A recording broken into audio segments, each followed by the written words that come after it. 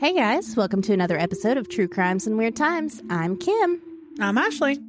And today I'm going to be telling you about the disappearance of Justin Gaines, an 18-year-old who disappeared from a bar in Georgia. Despite there being around 3,000 people at the bar, no one seems to have witnessed anything. And I'm going to be telling you all about one of the most famous and one of my favorite cryptids of all time, Mothman.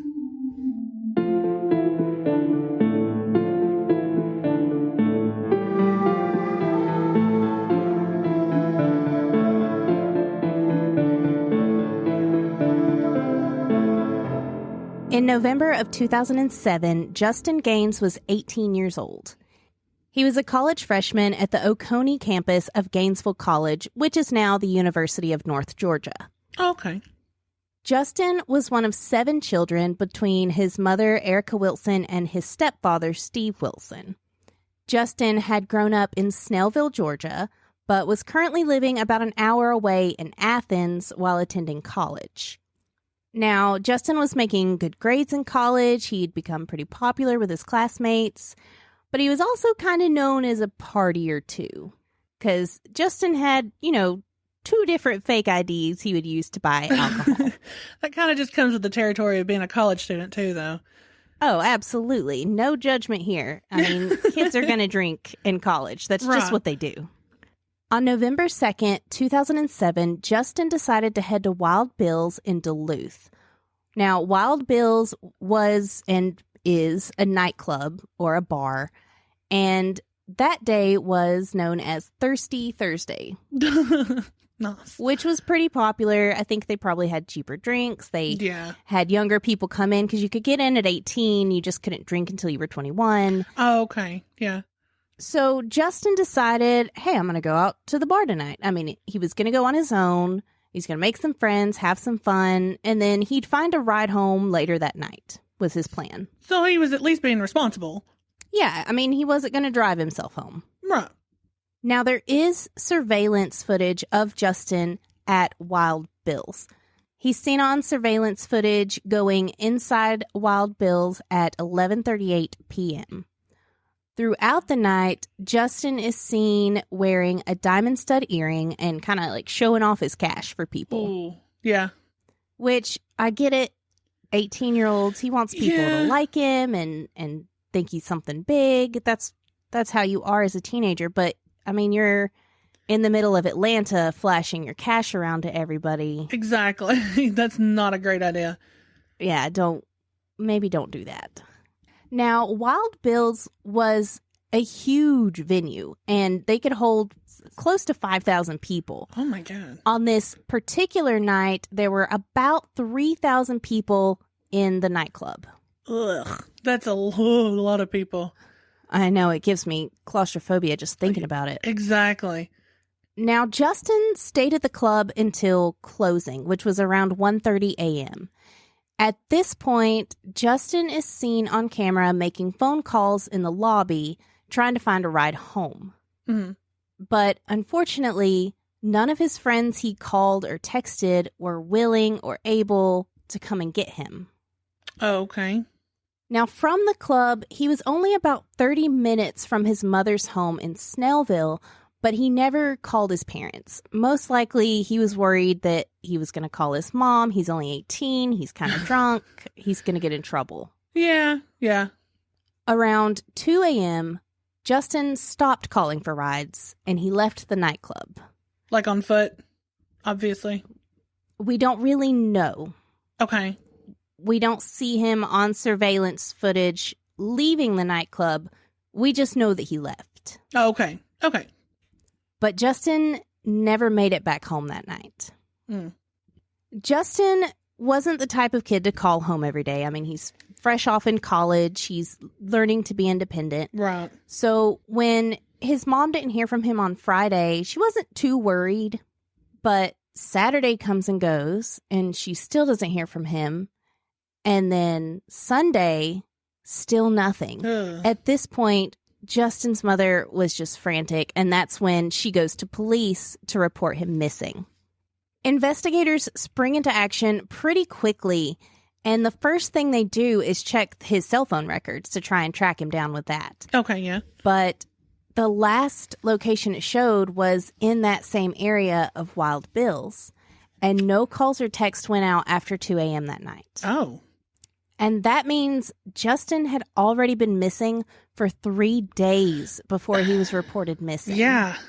And we all know in a missing persons case, those first few days are crucial to the investigation and hoping to find somebody. Right. Which it wasn't his mother's fault. I mean, she couldn't have known. Yeah. I mean, especially if he didn't call home every day. I mean, that's not on her. Right. But the time was still gone. Right. Police began interviewing Justin's friends and his acquaintances, but some of them were very uncooperative and didn't really want to talk to the police. No. They were most likely kind of worried that they themselves would get into trouble for underage drinking and, whatever else was going on. Right, yeah. And at this point, police just kind of hit a dead end. They say they have no evidence of foul play. They have no further leads, and there's not much else that they can do. Jeez. So 2 weeks after Justin's disappearance, members of a nonprofit group called Texas EcuSearch launched this massive search effort. They brought in ATVs and horses and helicopters. I mean, they brought in the big guns. Wow. They also put it out there that they needed volunteers to come and help in the search. But unfortunately, only 27 people showed up to help. Oh, wow. I wonder why that is. Like, I mean, you hear people go missing and like hundreds of people go out at times. It's just... I know. It kind of blew my mind that it was such a small number. I mean, not that that's anything sinister. It's just, that's just a really low number. Now, the search lasted for 3 days and it turned up nothing. But Justin's friends and family were not ready to give up yet. So they hired a private investigator and they started their own nonprofit to pay for billboards and flyers and other search material. Okay. And every Thursday night, they would go and put leaflets about Justin onto the cars at Wild Bill's, hoping that someone saw what happened to Justin that night. Oh, that's smart. I didn't think about that. Yeah. I know, it's genius. But even still, somehow, despite there being over 3,000 people there that night, no one saw anything. It's like he just disappeared into thin air. Right. But at the same time, I mean, this is a nightclub. A lot of those people, I'm sure, were drunk or not paying attention or doing other things. Absolutely. Especially if they were drunk. I mean, what are the chances, even if they did see something, they would remember it? Right. Exactly. 3 months after the disappearance, police say that they have had several leads at this point that they were working, and those leads seem to indicate foul play, which was something everyone suspected, but no one really wanted to believe. Yeah.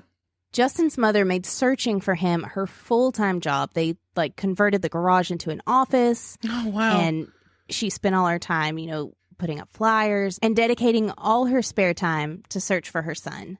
Erica and her husband believed that Justin had probably been offered a ride from someone and had later been killed by that person. But she still held on to the hope that maybe she was wrong and maybe he was still going to come home one day. But months quickly turned into years, and Justin's case eventually went cold. Every few years, police would plead with the public for new tips or any information they may have, and they would get a few in here and there, but nothing ever panned out. That's frustrating. Until the fall of 2015, when the case suddenly had what seemed to be a huge break. Oh. 8 years after Justin disappeared, police issue an arrest warrant for a man named Martin Wilkie for helping to conceal the death of Justin Gaines. Oh.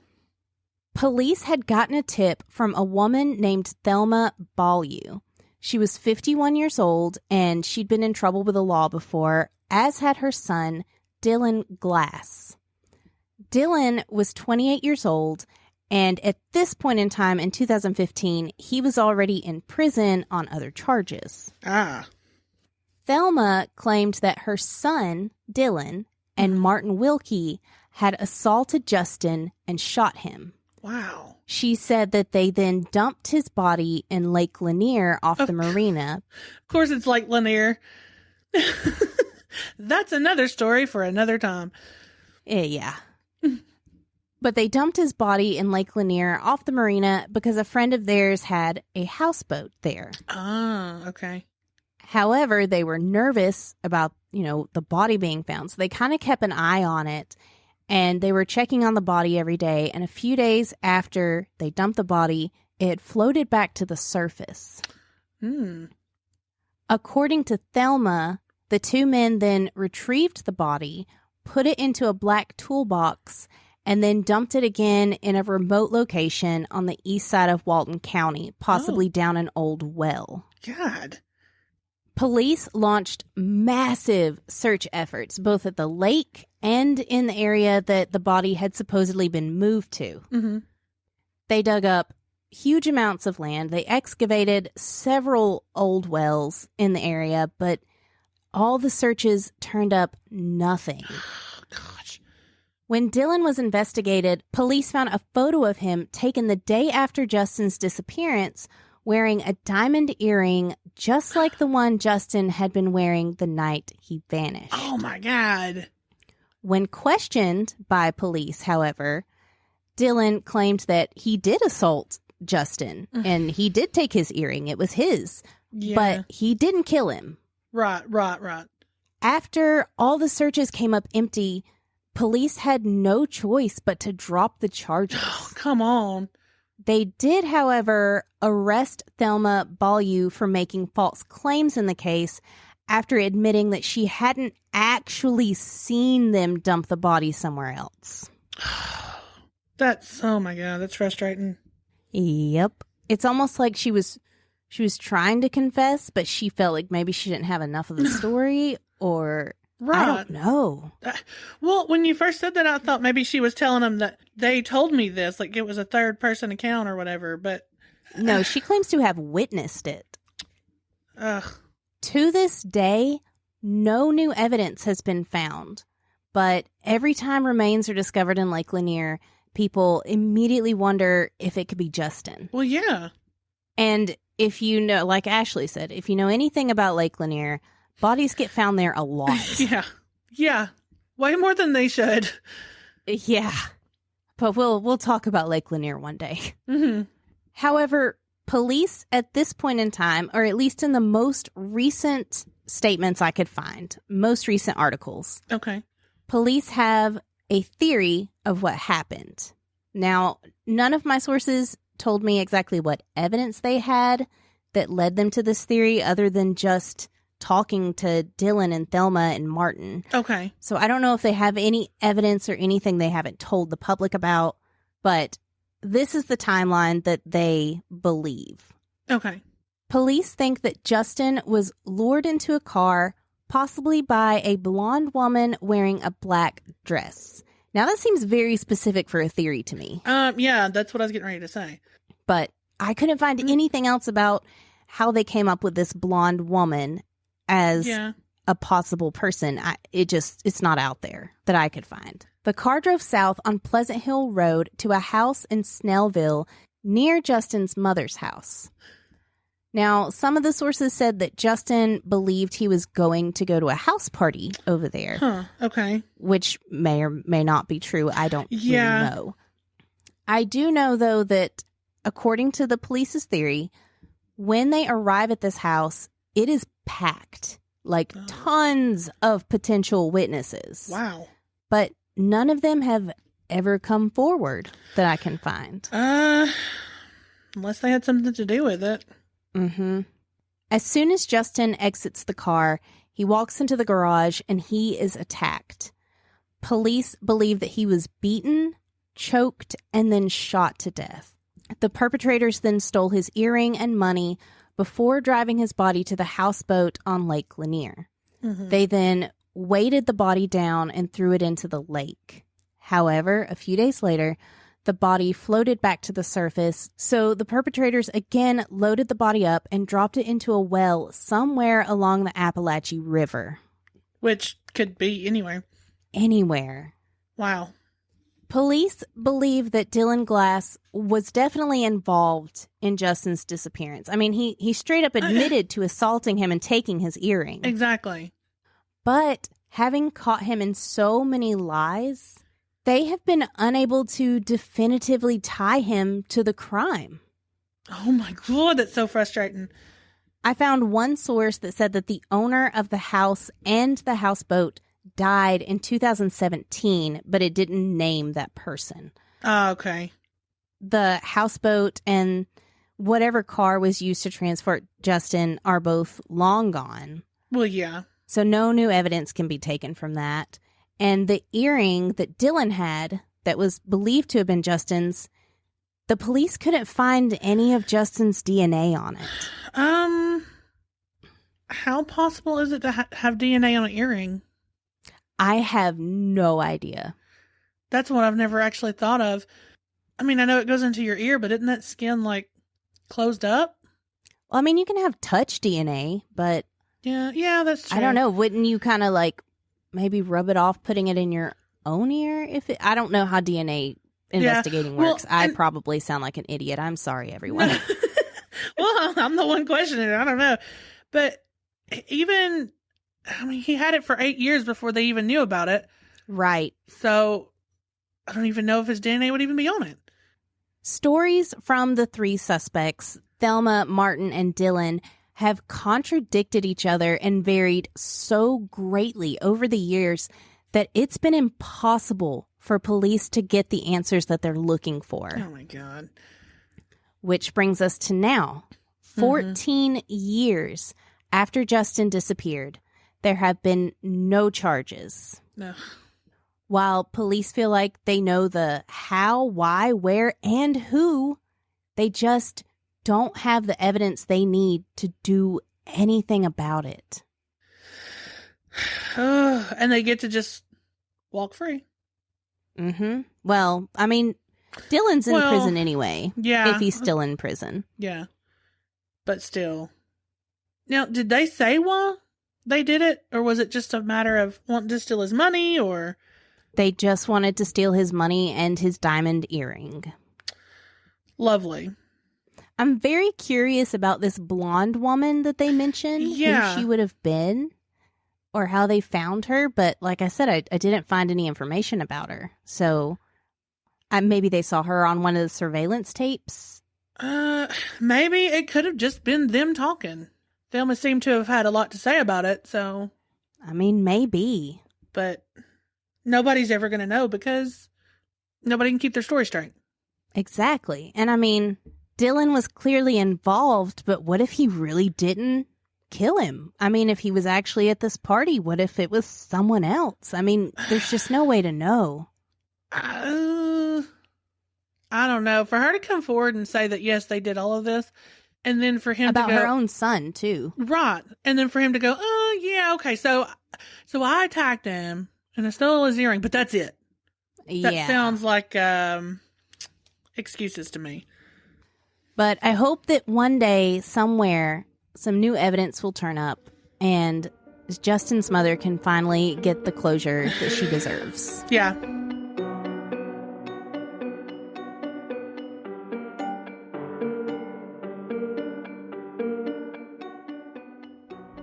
Mothman, if you didn't know, is a popular humanoid cryptid in West Virginia folklore. And on November 15th, 1966, in the Ohio River town of Point Pleasant, West Virginia, is where his story begins. Wait, Mothman is as recent as 1966? Yes, that is when it started. I thought it would be much older than that. No, and I thought it was an older story too, but his first... Maybe it's because of the Jersey Devil being so old. It makes me think that. Actually, it's not a bad connection. I can see that now.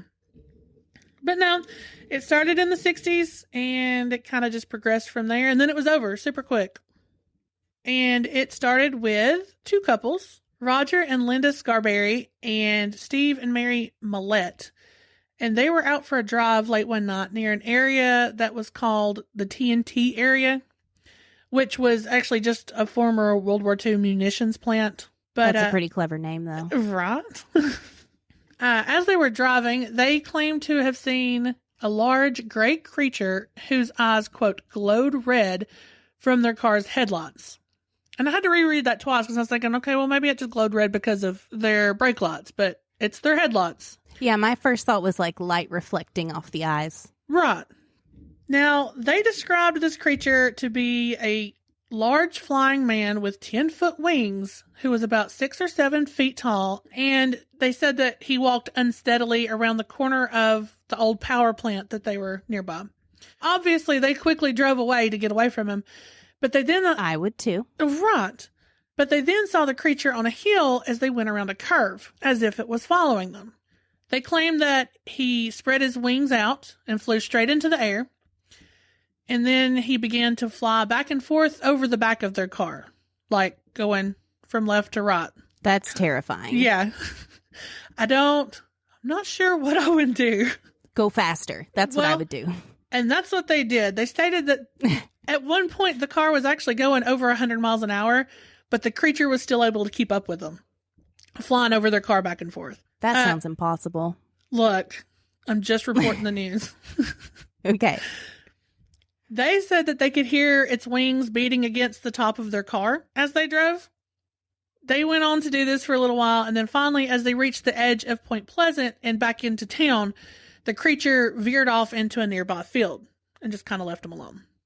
Now, at first, they considered talking to the police, but as any normal person would think, they were afraid that they wouldn't be believed, and then they just kind of just, fine, whatever, let's just go home. And they turned around. I mean, I kind of don't believe them.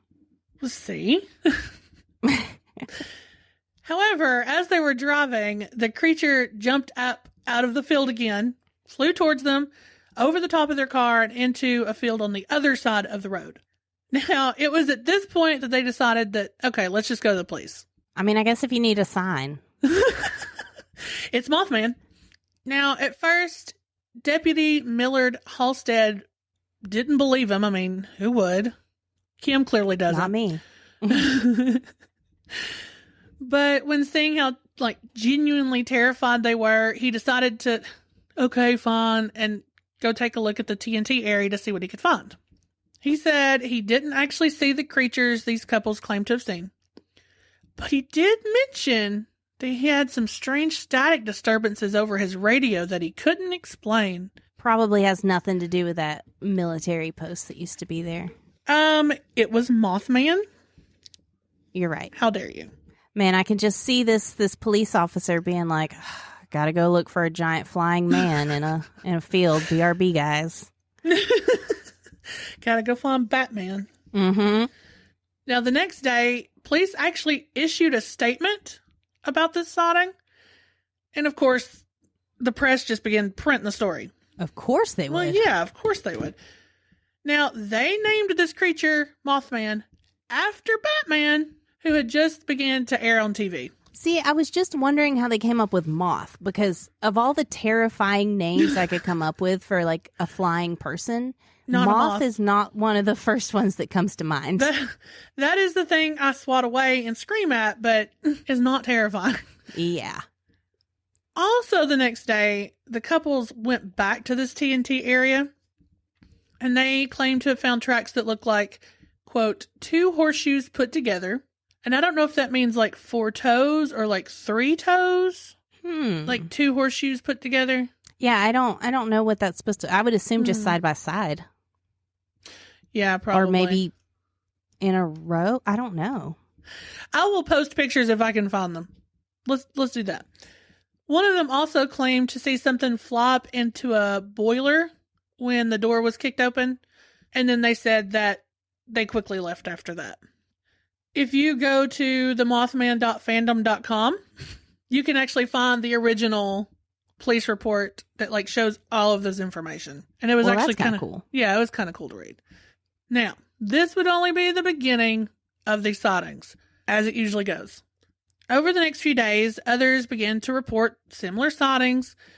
There was a woman named Marcella Bennett, who is actually coined to be the second sighting of Mothman, who went to search for him the next day with 2 other friends and her baby. And I don't know why. Wait, what? Right. I don't know why you're taking a baby on a search for Mothman. But well, they probably didn't believe he was real, but at the same time, that's not what I still want don't to think do. I'd take my baby. Right. Oh, this story gets better. Hang on. As they were returning back to their car, they actually said they noticed the creature. The figure was standing behind their parked car. Now, they said that the creature rose up from the ground. It was gray and it was bigger than a man with terrible glowing red eyes. Marcella said that she screamed, she dropped her baby, and then fell on the ground in shock, but actually fell on her baby. What? Right. One of her friends had to pick up the baby and then finally got her up and herded everybody into a nearby home and called the police. While they were there, the creature had actually followed them onto this porch where they ran and started looking through the windows. And then, Ooh. of course, it was mysteriously gone by the time police got there. Oh, of course it was. Yeah. But I feel like maybe she dropped her baby on accident or something happened to the baby and they're like, quick, call the police. What's our story? Mothman? 2 firemen actually claimed to have seen a, quote, large bird with red eyes. And they're claiming that it's Mothman. Another local, Newell Patridge, claimed that he had also seen Mothman. And when he flashed a flashlight at the creature in a nearby field, its eyes glowed, quote, like bicycle reflectors. Now, he also blamed his television buzzing and his German Shepherd disappearing on Mothman. Oh. So, you know. Oh my gosh. All I can picture now is the sky being like, I saw it. I saw it in a field. I can hear his voice. And it made my TV buzz and it took my dog. It took my dog. It totally was not, you know, the antenna on his 1960s TV at all. Or people's habit of keeping dogs just, you know, outside with no leash or way to confine them at all. Yeah, right. I can't get over the TV buzzing. Like maybe Mothman ate your dog, but I'm pretty sure it was probably the antenna. I lived with an antenna. He did make the police scanner or thing, the police radio. He made it staticky, remember? You're right. Okay, it all makes sense now. Now, a man named Kenneth Duncan actually claimed that he saw Mothman just a few days before the couple's sighting. He said that he and 4 other men were digging a grave in Clendenin. Yep, that's right. Probably not. Mm-hmm. West Virginia. When he saw a man-like figure in like nearby trees and that this creature even glided above their heads. Now, let me stop real quick and say, why do you need 4 men to dig one grave? Well, I mean, it's got to be 6 feet deep and they didn't have excavators to do it, I assume. Okay, that's fair. Cool. Now, the other men didn't see the creature, just old Kenneth. Oh. Yeah, it flew away. But Kenneth claims, like, he swears that the creature was brown and that it was definitely, quote, not a bird, it was humanoid. Now, he said he only came forward with the story when learning about the first couple's sighting. So he could say me first? Maybe. But, like, I can kind of see that too, though. I bet this guy's a one-upper. He could be, but, like, if I saw something like that, I don't know if I would tell anybody. That's not true. Yeah, I would for tell sure. everybody. But oh, no, yeah, I would tell everybody. But as far as like police or something, heck no, I'm not going to tell anybody. Right. Exactly. And then maybe after the fact, people are starting to see this creature too. He's like, oh, yeah. Yeah, I saw it too, guys. But he could just be one-upping, like you said. Who knows? Mm-hmm. Now, these sightings went on for a little over a year with more than 100 residents claiming to have an encounter of some kind with Mothman. Is that mass hysteria, or was Mothman just kind of hanging out in Point Pleasant? I don't know.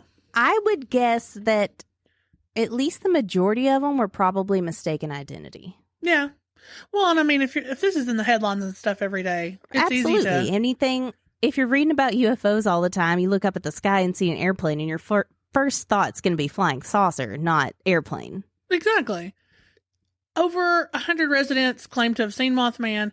By this time, Mothman and all of his sightings made headlines for months. And the woman who worked at the Athens Messenger, Mary Har, would often report sightings and odd occurrences that happened in her own column that was called Where the Waters Mingle, which is kind of That's cool. a cool title, though. Right?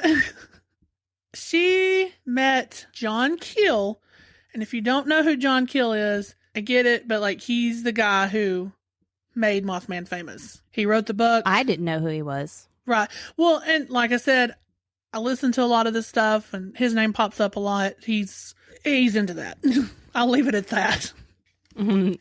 But it was because of their mutual interest of Mothman that they became friends, and she actually helped John Keel with his work on Mothman. He wrote the Mothman Prophecies. I'm sure you've heard that, which became a motion picture. Yeah, in the 90s. Had Richard Gere. I don't think I've ever seen that one. I know I've never seen that one. I think it's Richard Gere. It's a good movie. It's not scary or anything. You need to watch it. It's pretty good. I'll look it up. It was on November 19th, 1967, which was almost a year to the day that Mary told John Keel that she had had a, quote, terrible nightmare. Now, in her dream, she said that there were a lot of people drowning in the river and Christmas packages were floating everywhere in the water. It's like something awful is going to happen. That's what she told him. That sounds awful. Right. When John Keel returned to Point Pleasant that Thanksgiving, he actually found that others in the area were having dreams about a coming disaster. A lot of these dreams were about people dying in water. Okay, that's pretty spooky. Right? Less than a month later, on December 15th, 1967, the Silver Bridge, which is a bridge that connects Point Pleasant, West Virginia to Ohio, collapsed into the Ohio River during rush hour traffic. No way. Right. 46 people died, 9 were injured, and 2 victims were never found, and it was the worst bridge accident in American history at the time. Wow. Yeah. Naturally, there were claims of seeing Mothman at the bridge the night before, but, I mean, obviously this can't be proven. Who knows? The argument is, like, did Mothman cause the bridge to collapse, or was Mothman the omen before the bridge collapsed?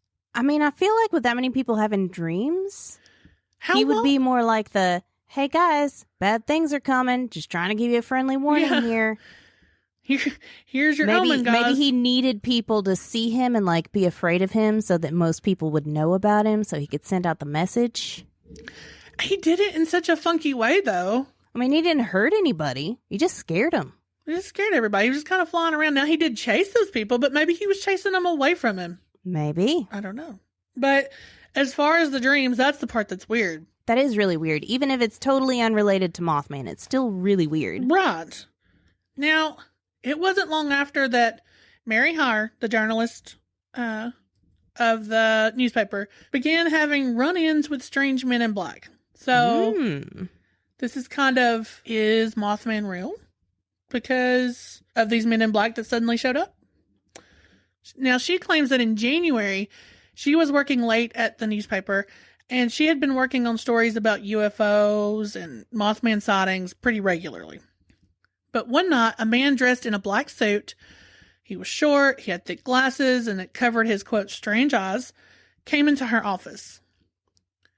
The man had asked Mary how to get to Welsh. However, she started kind of giving him directions. The man would start coming closer and closer to her, like in her personal space, and it was just making her uncomfortable. That would make me very uncomfortable. Yeah. He then began to question her about her articles she had written and wanted to know why she felt the need to publish them.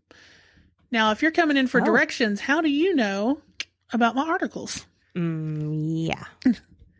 Now, of course, because she was uncomfortable, she called a coworker into the office with her and this strange guy. And she said that, like, during this interaction, she had to take a phone call, and she noticed that the man had picked up a ballpoint pen and seemed fascinated by it, as if he had never seen one before.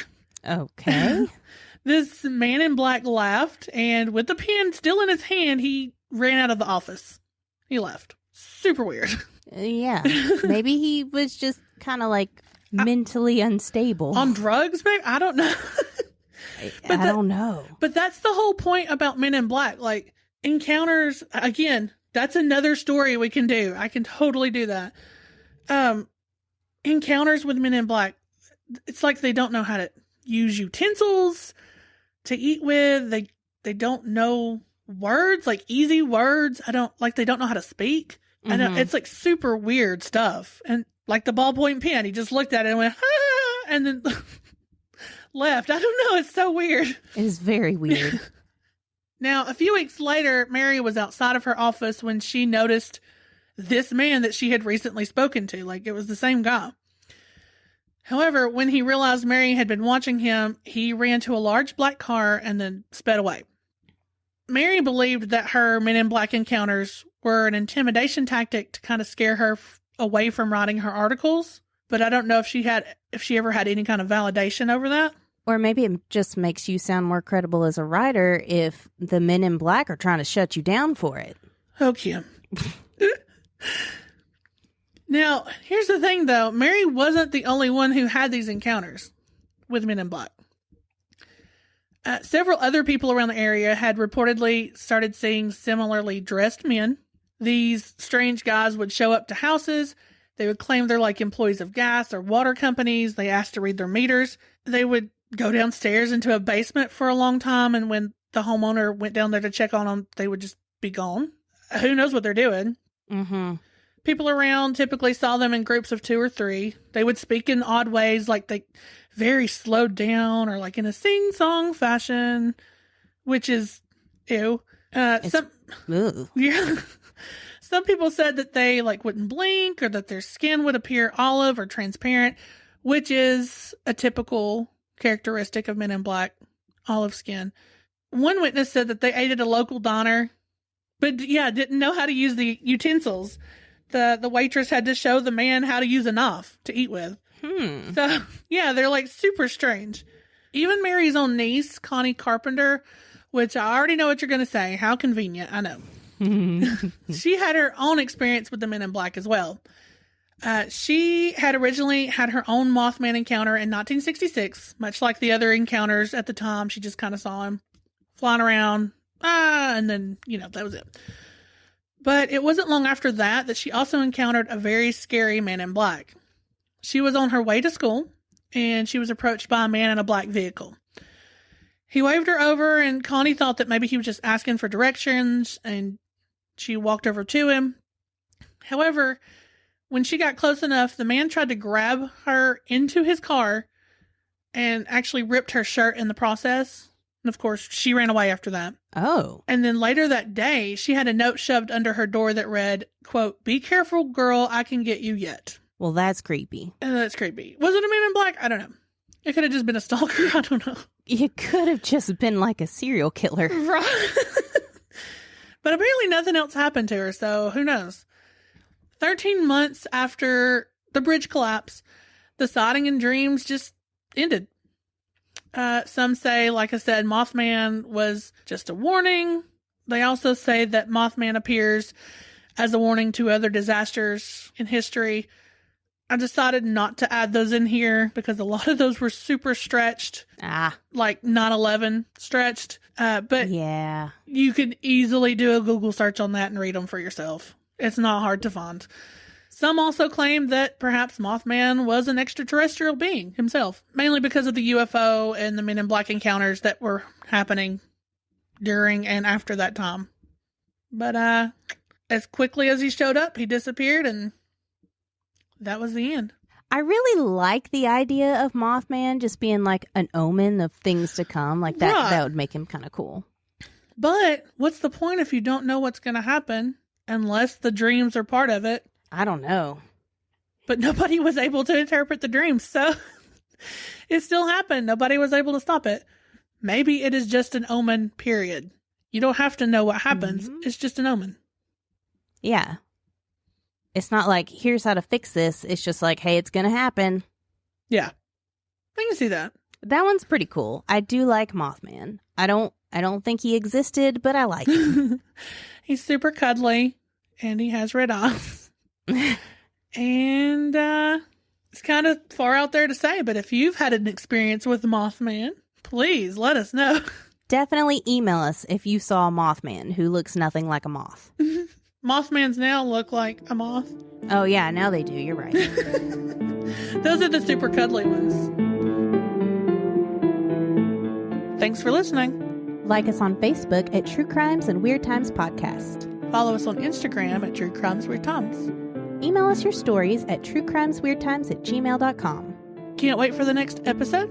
Check out our Patreon for bonus episodes and more. And if you enjoyed the show, make sure to subscribe and leave a review. Bye!